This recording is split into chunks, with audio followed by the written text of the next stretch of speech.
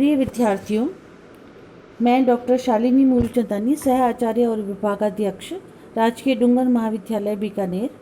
आज हम एमए पूर्वार्ध के द्वितीय प्रश्न पत्र साहित्य शास्त्र के अंतर्गत क्रोचे और कुंतक की तुलनात्मक व्याख्या करेंगे। अभिव्यंजनावाद और वक्रोक्तिवाद पर चर्चा करेंगे।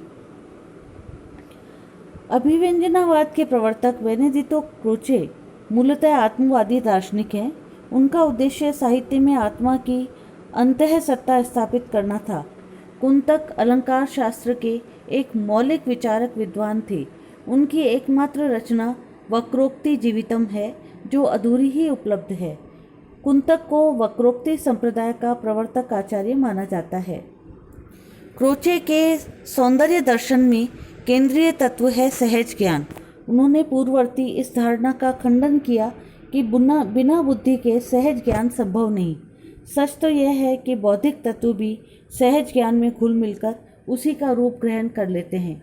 इस प्रकार सहज ज्ञान और प्रत्यक्ष ज्ञान में भी भेद है।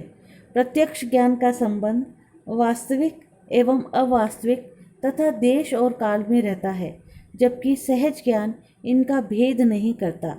सहज ज्ञान की सीमा प्रत्यक्ष वस्तुओं तक ही नहीं, अपितु दिशा और काल की परिधि से भी आगे तक स्पष्ट है। सहज ज्ञान और संवेदना में भी स्पष्ट अंतर है, क्योंकि संवेदनाएं समुचित बिंब अर्थात रूप की सृष्टि नहीं कर पाती। वह सहज ज्ञान नहीं समझी जा सकती। सहज ज्ञान प्रभावों की सक्रिय अभिव्यंजना है, जबकि संवेदना यांत्रिकता है, निष्क्रियता है। अतः सहजानुभूति ही अभिव्यंजना है। स्कॉट जेम्स का कथन है कि क्रोचे के दर्शन के अनुसार कला कुछ नहीं, सहजानुभूति अथवा मानव प्रभावों की अभिव्यक्ति है। इस प्रकार सहज ज्ञान अन्य मानसिक व्यापारों से भिन्न है। कला का संबंध सहजानुभूति से है। इस समय सहजानुभूति जागृत होकर अभिव्यंजित होने लगती है, तभी कला जन्म लेती है। क्रोचे के अनुसार कला की अभिव्यक्ति के लिए इतनी प्रक्रिया पर्याप्त है। अतः क्रोचे के अनुसार सहज ज्ञान और अभिव्यंजना में अभेद है। प्रत्येक सहज ज्ञान कला है। कला सृष्टि केवल आंतरिक है। कला वस्तु में नहीं, अपितु रूप में है, और कला अखंड है। संस्कृत के सुप्रसिद्ध आचार्य कुंतक ने अपने ग्रंथ वक्रोक्ति जीवितम में वक्रोक्ति को काव्य की आत्मा माना है। वक्रोक्ति से उनका अभिप्राय कथन की वक्रता से है। वक्रोक्ति दो शब्दों वक्र और उक्ति की संधि से निर्मित शब्द है। इसका शाब्दिक अर्थ है ऐसी उक्ति जो सामान्य से अलग हो। टेढ़ा कथन अर्थात जिसमें लक्षणा शब्द शक्ति हो। भामह ने वक्रोक्ति को एक अलंकार माना था। उनके परवर्ती कुंतक ने वक्रोक्ति को एक संपूर्ण सिद्धांत के रूप में विकसित कर काव्य के समस्त अंगों को इसमें समाविष्ट कर लिया।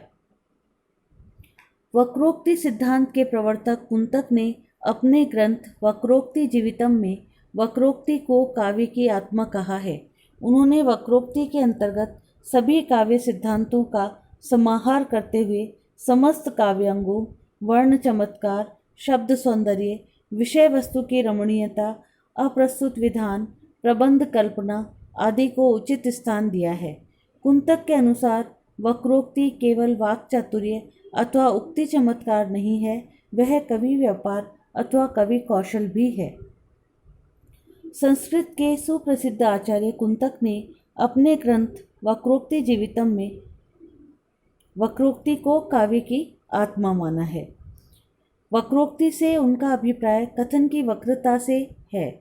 आचार्य शुक्ल ने अभिव्यंजनावाद को वक्रोक्तिवाद का विलायती उत्थान माना है, परंतु उनकी यह धारणा भ्रामक है, क्योंकि जिसे हम अभिव्यंजना कहते हैं, क्रोचे उसे अभिव्यंजना नहीं मानता है। दोनों ने अभिव्यंजना को कला का प्राण तत्व तथा काव्य में कल्पना तत्व की प्रमुखता माना है, और दोनों अभिव्यंजना को अखंड मानते हैं। इन समानताओं के होते हुए भी दोनों में भिन्नता है, क्योंकि कुंतक अलंकारवादी होने के नाते काव्य में अलंकारमयी या चमत्कारपूर्ण उक्ति, कवि कौशल वक्रोक्ति आदि बाह्य अंगों पर बल देते हैं, जबकि क्रोचे सहजानुभूति या अभिव्यंजना के आंतरिक तत्व को मानते हैं। क्रोचे के अनुसार सौंदर्य का परम लक्ष्य अभिव्यंजित हो जाना, जबकि कुंतक आनंद को मानते हैं। हिंदी में क्रोचे के सिद्धांत को लेकर काफ़ी भ्रम फैला है। आचार्य रामचंद्र शुक्ल ने अभिव्यंजना को भारतीय वक्रोक्तिवाद का विलायती उत्थान कहकर उसे वाग वैचित्र्यवाद की संज्ञा दी। शुक्ल जी के इस कथन के बाद से आचार्य कुंतक के वक्रोक्तिवाद के साथ क्रोचे के अभिव्यंजनावाद की तुलना करने की परंपरा चल पड़ी है, किंतु यह उचित प्रतीत नहीं होता। वस्तुतः क्रोचे के अभिव्यंजनावाद में उक्ति वैचित्र्य नहीं है, इसे वक्रोक्तिवाद कहना भी गलत है। संस्कृत के प्रसिद्ध आचार्य कुंतक ने वक्रोक्ति को काव्य की आत्मा माना है। वक्रोक्ति से उनका अभिप्राय कथन की वक्रता से है। कुंतक और क्रोचे के सिद्धांतों में कुछ समानता अवश्य है, परंतु वैषम्य कहीं अधिक है, जो संक्षेप में इस प्रकार है। समानताएं पहले हम देखेंगे। क्रोचे और कुंतक दोनों अभिव्यंजना को काव्य का प्राण तत्व मानते हैं। इस दृष्टि से दोनों कलावादी आचार्य हैं। दूसरी समानता, दोनों आचार्यों ने काव्य में कल्पना तत्व को प्रमुखता प्रदान की है। तीसरी विशेषता, दोनों आचार्य अभिव्यंजना अथवा उक्ति को मूलतः अखंड, अविभाज्य और अद्वितीय मानते हैं। चौथा, दोनों आचार्य अभिव्यंजना अथवा सौंदर्याभिव्यंजना में श्रेणियां नहीं मानते। अभिव्यंजना सफल होती है, कम या अधिक सफल नहीं।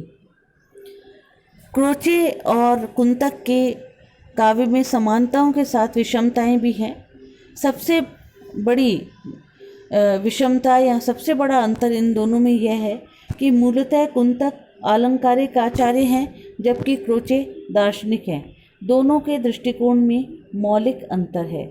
कुंतक आनंद को सौंदर्य की सिद्धि ही नहीं अपितु कारण भी मानते हैं, जबकि क्रोचे के अनुसार सौंदर्य और उसकी प्रतिरूप अभिव्यंजना अपना उद्देश्य आप ही हैं। क्रोचे की अपेक्षा कुंतक के सिद्धांत में वस्तु तत्व की स्वीकृति अधिक रहती है। क्रोचे के अभिव्यंजनावाद में नीति अनीति का प्रश्न ही नहीं उठता, जबकि वक्रोक्तिवाद भारतीय दर्शन और विचार परंपरा के अनुरूप नीतिवादिता नहीं त्याग सका। पांचवा अंतर, क्रोचे के अनुसार काव्य की सहजानुभूति है, जबकि कुंतक के अनुसार कवि व्यापार। कुंतक वक्रता और वार्ता में स्पष्ट भेद मानते हैं, जबकि क्रोचे उक्ति को कला का मूलाधार मानते हैं, किंतु वक्रता और वार्ता आदि का भेद नहीं मानते। मित्रों, प्रिय विद्यार्थियों, मेरे चैनल को लाइक और सब्सक्राइब ज़रूर कीजिए। धन्यवाद।